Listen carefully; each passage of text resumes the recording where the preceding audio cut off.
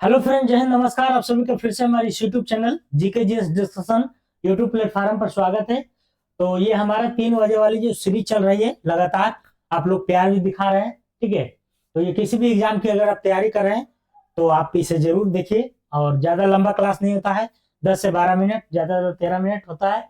ठीक है, तो आज हमारा जो प्रश्नों का श्रृंखला है 1601 से लेकर 1650 तक। ठीक है, इसके पहले अगर आप नहीं देखे हैं तो जाके देखिएगा, प्ले लिस्ट में एकदम सिस्टम से दिया गया है। ठीक है, चलिए पहला क्वेश्चन की बात करते हैं। कह रहा है कि निम्न में से कौन सा प्रक्षेपास्त्र स्थल से वायु वाला प्रक्षेपास्त्र है। स्थल से वायु, कहां से? स्थल से वायु। तो स्थल से जो वायु जाएगा ये आकाश हो जाएगा। ठीक है, हम लोग स्थल पर हैं और आकाश को देखते कहां? ऊपर। तो स्थल से क्या हो जाएगा? वायु हो जाएगा। ठीक है, अस्त्र किसको कहते हैं हम लोग? जो हवा से हवा मार करता है, हवा से हवा, हवा से हवा जो मारने वाला है, ठीक है, उसको हम लोग क्या कहते हैं? तो अस्त्र कहते हैं। ठीक है, अगला प्रश्न की बात करते हैं। कह रहा है कि भारत के पहले एआई संचालित एंटी ड्रोन सिस्टम को क्या नाम दिया गया है? तो एंटी ड्रोन सिस्टम है, उसका नाम दिया गया है इंद्रजाल। क्या नाम दिया गया है? इंद्रजाल। ठीक है, कह रहा है कि खाद्य की गुणवत्ता वहन के लिए खाद्य पुरस्कार की स्थापना किया गया है। तो खाद्य पुरस्कार जो स्थापना किया गया था वह किसके द्वारा? तो यह किया गया था नॉर्मन बोरलॉग के द्वारा। ठीक है, बोरलॉग पुरस्कार दिया जाता है नॉर्मन बोरलॉग के द्वारा। और ये जो पुरस्कार है ये 1972 में शुरुआत हुआ था, 1972 में, 1972 में। किस देश ने चंद्रमा की सतह पर सॉफ्ट लैंडिंग हेतु चंद्रमा लैंडर सलीम लॉन्च किया है? तो चंद्रमा लैंडर सलीम जो है ये जापान के द्वारा लॉन्च किया गया है। निम्न में से किस समकालीन ब्राह्मणवादी विश्वास में बुद्ध ने पूर्ण आस्था व्यक्त किया? बुद्ध भगवान जो है वो किस चीज में पूर्ण आस्था व्यक्त किए थे? तो जीवन चक्र है ना, जीवन के एक चक्र। ठीक है, अगला क्वेश्चन कह रहा है कि किस स्थान से भगवान महावीर की मृत्यु हुई थी? तो मृत्यु की बात करते हैं तो ये पावापुरी में हुआ था। ये आपको नालंदा जिला में पड़ता है, बिहार के नालंदा जिला में। और यहीं पर इनका जो है मृत्यु हुआ था। और यहीं पर जल मंदिर भी है। क्या है?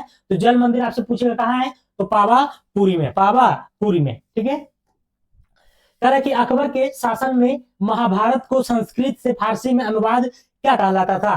क्या कहलाया है? तो अकबर के शासन में महाभारत को संस्कृत में अनुवाद किया गया, जिसको हम लोग रजनामा के नाम से जानते हैं। किस नाम से? रजनामा। ये संस्कृत से फारसी बना, संस्कृत से फारसी। ठीक है, और ये जो अकबर ने जो है किसके ये जो मतलब ये काम सौंपा था तो फैजी है ना, फैजी के फैजी के फैजी के अधिकार में था ये।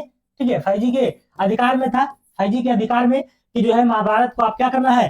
तो फारसी में अनुवाद करना है, संस्कृत से फारसी में। ठीक है, अगला प्रश्न, हजरत निजामुद्दीन औलिया की दरगाह स्थित है।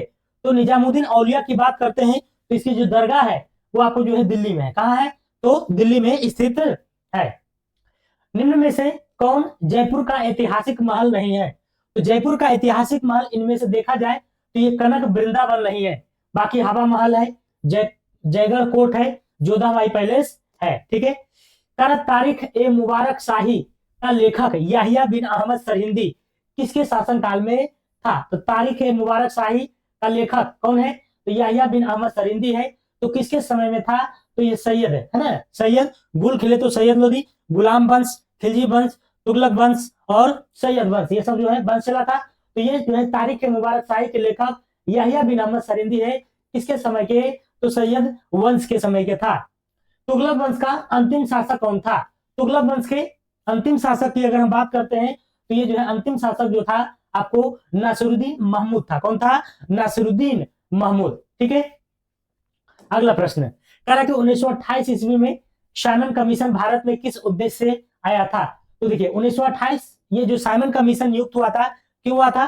तो भारत शासन अधिनियम 1919 के रिव्यू के लिए आया था। ठीक है, पुनरीक्षण के लिए आया था 1919। वो उसी समय बोल दिया गया था कि 10 साल में हम जो इसको रिव्यू करेंगे। ठीक है, तो यही साइमन कमीशन का गठन 1927 में हुआ और भारत 3 फरवरी 1928 को हुआ आया। ठीक है, और उसमें जो है सातों के सातों अंग्रेज थे, भारतीय एक भी नहीं था, इसीलिए भारत के द्वारा उसको विरोध किया गया। ठीक है, तो ये प्रशासनिक सुधार पर विचार के लिए था। किस पर था? प्रशासनिक सुधारों पर विचार के लिए।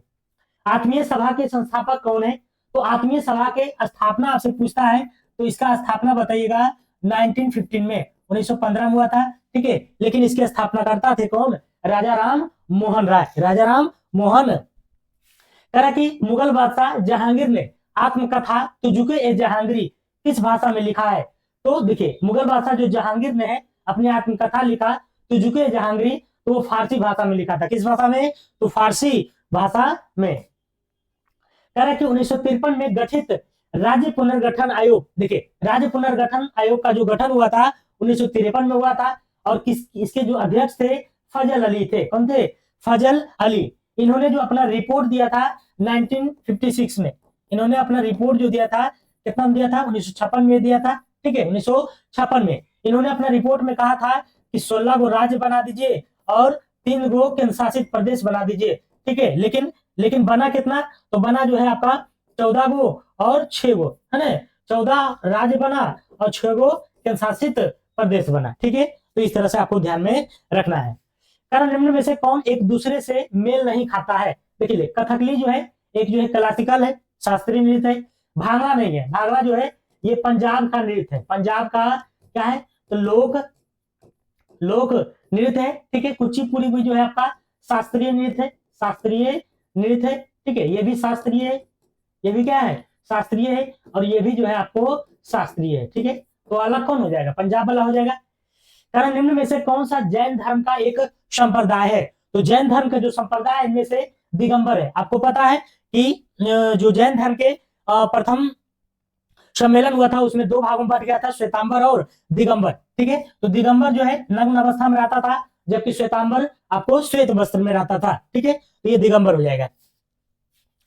भारत का दक्षिणतम बिंदु है, तो दक्षिणतम बिंदु जो है आपका इंदिरा पॉइंट है, ठीक है। इंदिरा पॉइंट के बारे में आपसे पूछ लेता है कि कितना डिग्री पर है? तो 6 डिग्री और 4 मिनट, 6 डिग्री और 4 मिनट पर अवस्थित है इंदिरा पॉइंट।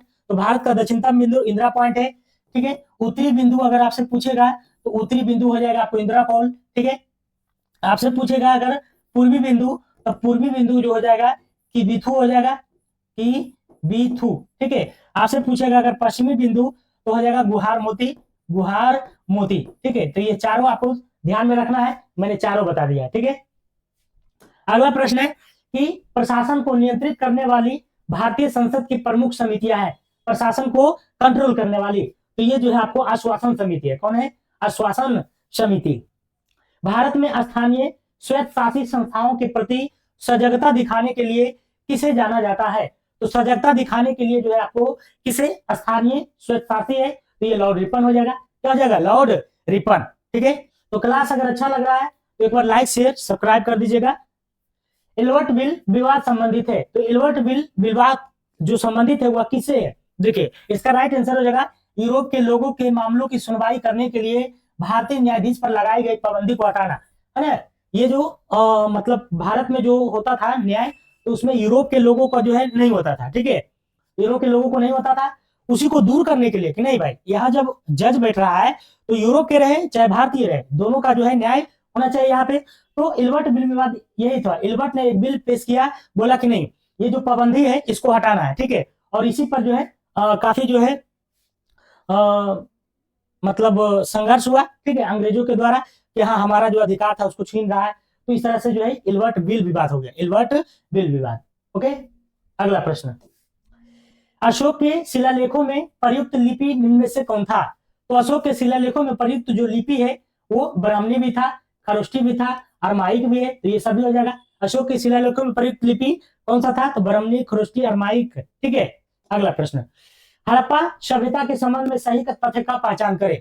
तो हड़प्पा सभ्यता के बारे में अगर देखा जाए तो देखिए हड़प्पा सभ्यता एक नगरीय सभ्यता भी था, एक कांस्ययुगीन सभ्यता भी था, एक आदि ऐतिहासिक सभ्यता भी था, अर्थात 1 2 3 तीनों था। निम्न में से कौन सी लोक नृत्य असम की चाय जनजाति द्वारा किया जाता है? तो असम की जो चाय जनजाति है उसके द्वारा ये झूमर है ना, कौन सा? तो झूमर। अगला क्वेश्चन है the other side of silence voices from the partition of India नामक पुस्तक के लेखक कौन है? तो इसका जो लेखक है ये आपको जो है आपको उर्वशी बुटालिया है। उर्वशी बुटालिया जो है महिलाओं के संरक्षण के लिए जो है इन्होंने काफी संघर्ष किया, जो निर्भया हत्याकांड हुआ था उसमें काफी इनका जो है सहयोग रहा था, ठीक है। अगला प्रश्न, अगला है कर the other side of silence, तो हो ही गया। प्रतिवर्ष भारतीय सेना दिवस कब मनाया जाता है? तो 15 जनवरी को प्रतिवर्ष भारतीय सेना दिवस 15 जनवरी को। भारत की नदियों को जोड़ने वाली प्रथम परियोजना है, तो केन बेतवा है। कौन है? केन बेतवा। निम्न में से कौन एक वाद्य यंत्र है? तो वाद्य यंत्र की बात करते हैं तो ये जंतर है। वाद्य यंत्र किसको कहते हैं? जिसमें तार लगा हुआ रहता है, ठीक है, तार, ठीक है, तो उसको वाद्य यंत्र कहते हैं। अगला प्रश्न, कर भारतीय राष्ट्रीय कांग्रेस के एकमात्र अध्यक्ष जिन्होंने निर्वाचित होने के बाद भी अध्यक्ष पद से इस्तीफा दे दिया। निर्वाचित हो गया था लेकिन फिर भी इस्तीफा दे दिए, तो थे सुभाष चंद्र बोस जी। कौन है? सुभाष चंद्र बोस, ठीक है। ये थे त्रिपुरा अधिवेशन हुआ था। क्या हुआ था? तो त्रिपुरा अधिवेशन वो कब हुआ था? तो 1939 में, ठीक है। इसमें जो है सीतारामैया, पटाभी सीतारामैया को हरा करके सुभाष चंद्र बोस ने जो है अध्यक्षता ग्रहण किया था, ठीक है। लेकिन महात्मा गांधी काफी रुष्ट हुए क्योंकि पटाभी सीतारामैया की तरफ से महात्मा गांधी थे, तो इसी से खफा होकर के सुभाष चंद्र बोस ने इस्तीफा दे दिया, ठीक है, इस त्रिपुरा अधिवेशन की अध्यक्षता से। ओके, और इन्होंने जो है 1939 में फॉरवर्ड ब्लॉक की स्थापना किया था। करा कि समष्टि अर्थशास्त्र के जनक के रूप में जाना जाता है, तो समष्टि जो अर्थशास्त्र के जनक है उसको हम लोग जॉन मेनार्ड किन्स के रूप में जानते हैं। ऊंट के बारे में गलत कथन को छाड़िए, है ना, गलत कथन को। तो उनका गोबर सूखा होता है, वे थोड़ी मात्रा में मूत्र का उत्सर्जन करते हैं, वह बहुत पसीना आता है, तो गलत कथन ये है, ठीक है। पसीना उसीना उनको नहीं आता है, ठीक है। अगर पसीना आता है तो वो लोग जो है राजस्थान में कहा रहते हैं। 1915 में भारत लौटने के बाद पूरे भारत की यात्रा करने का फैसला किससे सुझाव से लिए थे? आपको पता है कि 9 जनवरी 1915 को महात्मा गांधी दक्षिण अफ्रीका से हमारे भारत लौटे थे, और उसके बाद जो है भारत की यात्रा, पूरे भारत की यात्रा का सुझाव जो है ये गोपाल कृष्ण गोखले ने दिया था, ठीक है, जो कि इनके क्या थे? गुरु थे, गोपाल कृष्ण गोखले ने। ग्रीष्म ऋतु में चलने वाली जो हवाएं हैं उसको हम लोग लू कहते हैं। क्या कहते हैं? लू। ग्रीष्म मतलब गर्मियों में जो हवाएं चलते हैं उसको लू कहते हैं। राष्ट्रीय डेयरी अनुसंधान संस्थान करनाल द्वारा तैयार की गई भारत की पहली क्लोन मादा बछड़े का नाम क्या है? तो ये गंगा है ना। सबसे पहले क्या था? गंगा। और सबसे पहले जो क्लोन था वो आपका भेड़ था, है ना। कौन सा था देखिए, याद नहीं आ रहा, तो ये गंगा है, ठीक है। अगला प्रश्न है, कौन सा जैव विविधता स्थल भारत में मौजूद नहीं है? तो पश्चिमी घाट है, आपको इंडो बर्मा है, ठीक है, सुंडरलैंड है, ये बलासिया नहीं है, ठीक है। तो बलासिया जो है आपको भारत में जैव विविधता नहीं है। राजस्थान के अलवर से होकर गुजरने वाला अक्षांश किस राज्य से गुजरती है? तो राजस्थान के जो अलवर है वहां से जो गुजरने वाले अक्षांश है वो किस राज्य में जो है गुजरती है? तो ये जो है आपको सिक्किम में। कहां से? तो सिक्किम में।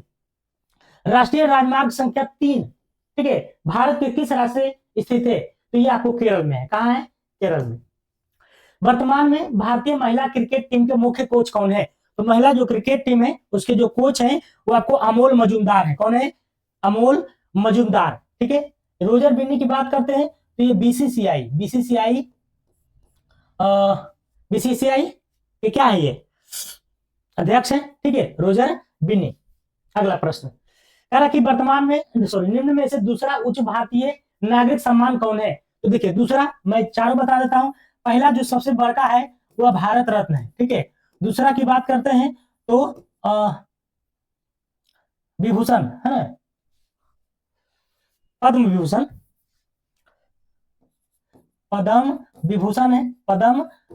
है, ठीक है। और तीसरा की बात करते हैं तो पद्म भूषण है, ठीक है। और चौथा की बात करते हैं तो आपको पद्मश्री है, पद्मश्री, ठीक है। तो ये चारों को याद रखना है। यहाँ पर दूसरा पूछा है तो पद्म विभूषण हो जाएगा। ज्ञानपीठ पुरस्कार किस क्षेत्र में दिया जाता है? तो ज्ञानपीठ पुरस्कार की बात करते हैं तो ये आपको साहित्य में दिया जाता है। सबसे पहले जो ज्ञानपीठ पुरस्कार मिला था आशापूर्णा देवी को महिला में, अब पुरुष में अगर देखा जाए तो श्री शंकर कुरूप को, ठीक है। अगला प्रश्न है, सिंधु घाटी को सोनार घाटी से जोड़ने वाली शाही सड़क का निर्माण किसने कराया था? तो शाही सड़क ये जो है शेरशाह सूरी ने, ठीक है, शेरशाह सूरी ने। इनका बचपन का नाम क्या था? फरीद खां।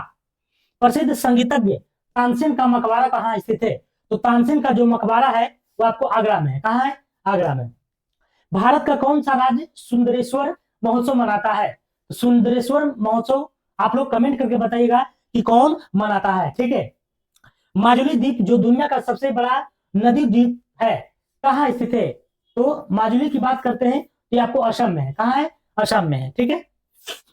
गरीबी हटाओ का नारा किस पंचवर्षीय योजना का काल में दिया गया था? तो 5वीं पंचवर्षीय योजना, गरीबी हटाओ 5वीं पंचवर्षीय योजना। ठीक है। पहली की बात करते हैं हम लोग तो 51 से 56 चला था, 51 से 56। दूसरा की बात करते हैं तो 56 से 61 चला था।